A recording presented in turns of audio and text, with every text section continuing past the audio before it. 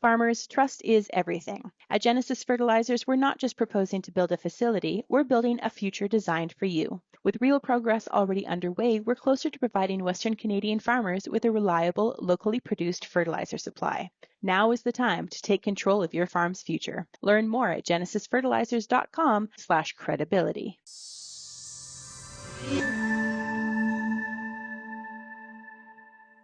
I'm Lindsay Smith with Real Agriculture, and joining me now is Kelvin Hepner, also with Real Agriculture.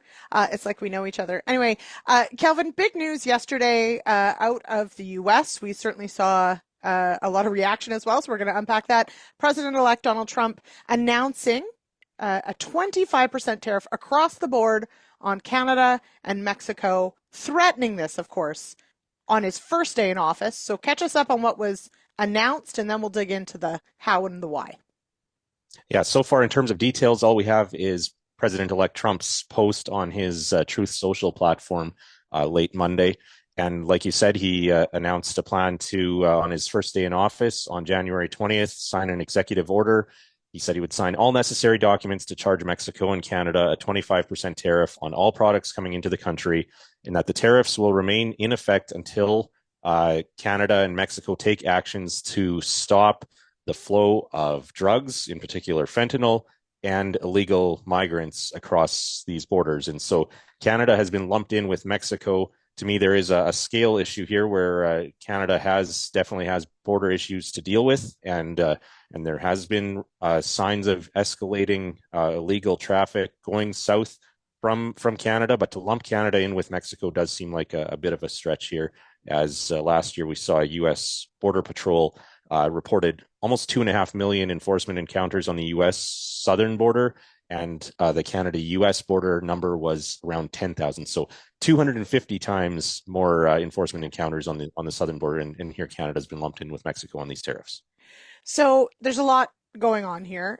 One of the things I think I'm perhaps maybe surprised about is by naming illegal drug movement and illegal border movement, does that give us an opportunity to perhaps sit down and say, okay, that's what you care about, here's what we're doing about it?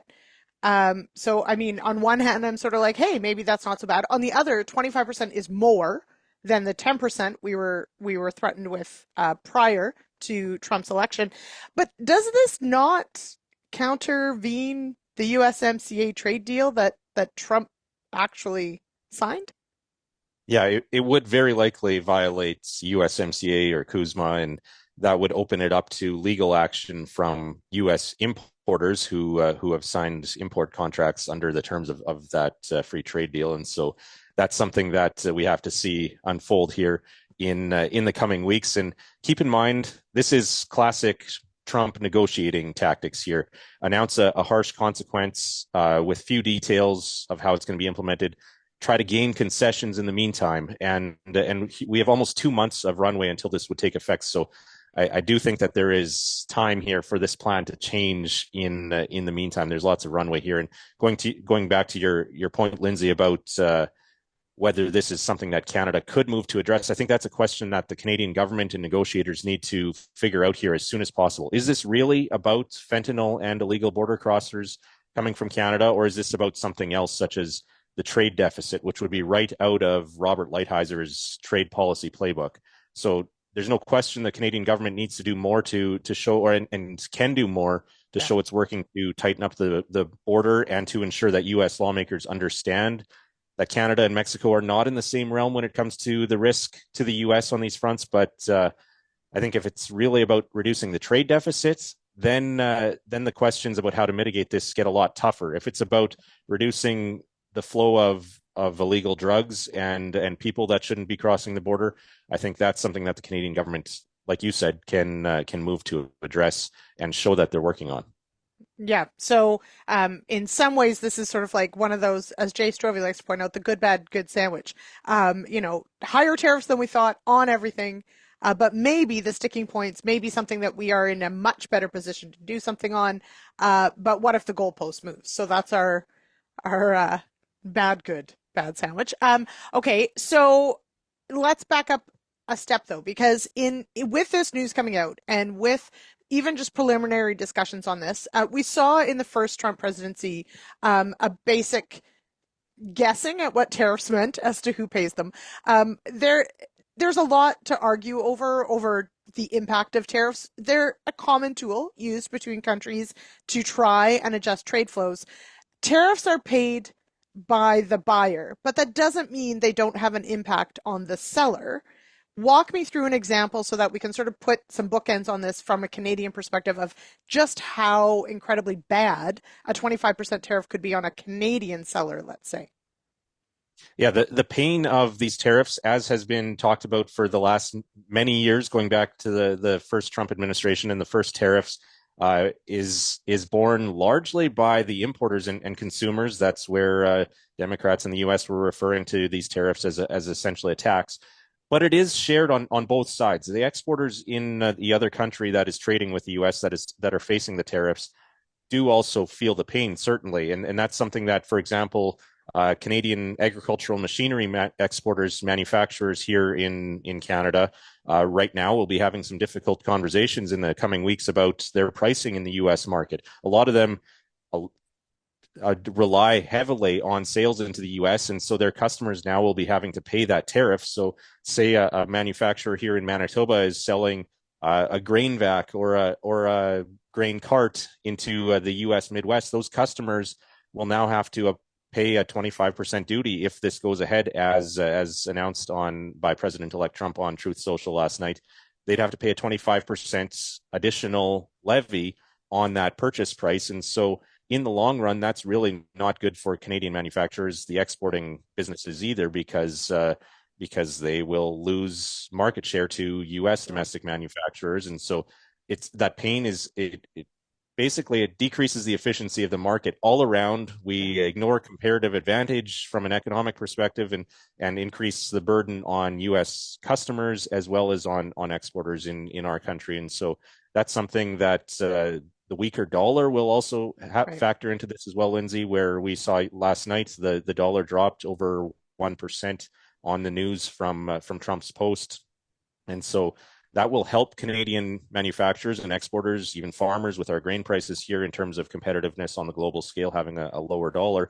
But at the same time, we still have to purchase things, inputs such as steel and supplies from the U.S. and other countries, and so a weaker dollar won't go as far on the purchasing side here, and so that cost will have to be passed on. And so, yeah, there's a lot of difficult conversations and storms to navigate here when it comes to the potential for these tariffs. And again, the uncertainty surrounding this, whether this is just a threat or whether this is something that the incoming Trump administration actually plans to implement, is a question that certainly billions of dollars will swing in the balance here in the coming weeks, whether or not this actually gets implemented. And so in thinking about it from that perspective of, and you're right, we've got to think about currency exchange too in this discussion. But over 75% of what Canada sells as far as value, okay, Canada as a whole, everybody, is bought by the US. And there are still people who think this won't be that bad. And granted, this is a threat of a tariff. This has not been implemented. As you mentioned, we have some runway here to potentially work out, okay, that's the threat. Here's what Canada's going to do. Here's our plan. Here's our 10-point plan. Here's how we're going to do it. And maybe Trump turns around and says, thank you for that. It's only going to be a 10% tariff or whatever the case may be. So, but we can't underestimate how impactful the U.S. basically treating us, like an enemy, not a friend, would be on the Canadian economy. Yeah, it would be devastating. Or there's been some analysis looking at it, and people like Trevor Toome at the University of Calgary have looked at it, and definitely a significant hit to the Canadian GDP if this goes ahead, especially if Canada retaliates and implements tariffs, and other countries around the world implement tariffs on American goods. Then that decreases the efficiency of markets even more and raises the costs for everybody around the world. And so that's where we could enter. If we enter into a trade war, that certainly is not good for the Canadian economy. And like you said, Lindsay, we are heavily reliant on exports, much more reliant on exports than the U.S. is, just because we don't have that domestic market here at home to sell into. We live next door to our largest market and neighbor and ally. And so Yeah, it'll be something to watch here in terms of the political messaging around this as well. We have as we're chatting right now, we have yet to hear from Conservative Party leader Pierre Poilievre here in Canada, but our American friends can see the polls here in Canada showing that Justin Trudeau and the Liberals' time in government is likely limited, and so we don't have a specific end date as with the Biden administration in the U.S., but Prime Minister Trudeau and his team are essentially negotiating from a lame duck position, similar to what President Biden is in right now. And so I think, yeah, certainly need to be paying close attention to what Pierre Poilievre and the Conservative Party comes out with in terms of messaging and positioning for Canada going forward, if they are going to be forming the next government, which is what the polls seem to be indicating. And American negotiators and lawmakers can see that at this time as well. Okay, and lastly, before I let you go. Some of those key items from the agriculture perspective, I think about our hog industry fully integrated with the US. I think about our beef supply chains fully integrated with the US. So obviously currency comes into play there, right? The American dollar goes farther in Canada if there are no tariffs. So that could be an advantage for the US side and keep Canada very happy with its exports to the US. But potash, the potash coming out of Saskatchewan that is put over millions of US acres, most of it comes from Saskatchewan. Would you or could you see where that if we do retaliate, which please don't, but if we did, would those be like, where would we? Would we actually put a retaliatory tariff on oil and gas or potash? Well, that's that is where Canada would have a lot of leverage, and so I guess it'll be interesting to see. I'm sure that there are people at Global Affairs Canada who have been working on these lists. At least I would hope that they have been preparing. This isn't a surprise that we are in this, or this is a scenario that has certainly been in the realm of possibility for the last number of months. And so I think, yeah, potash could be one.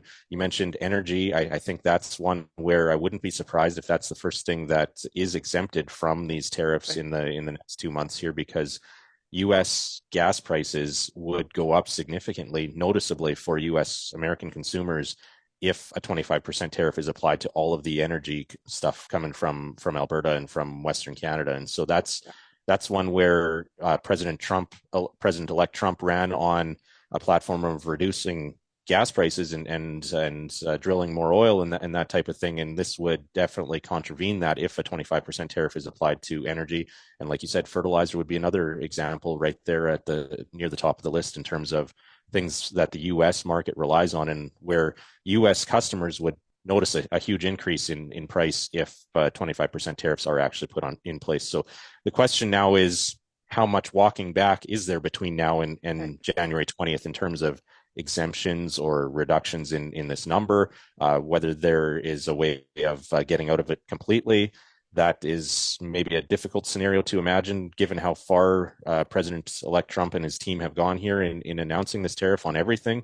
But certainly that's something that we're going to be following, and markets are certainly following here in the coming weeks.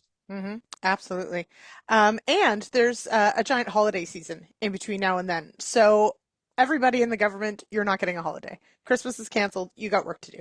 I'll let them know, Kelvin. You don't have to give them that news. I'll give them that news.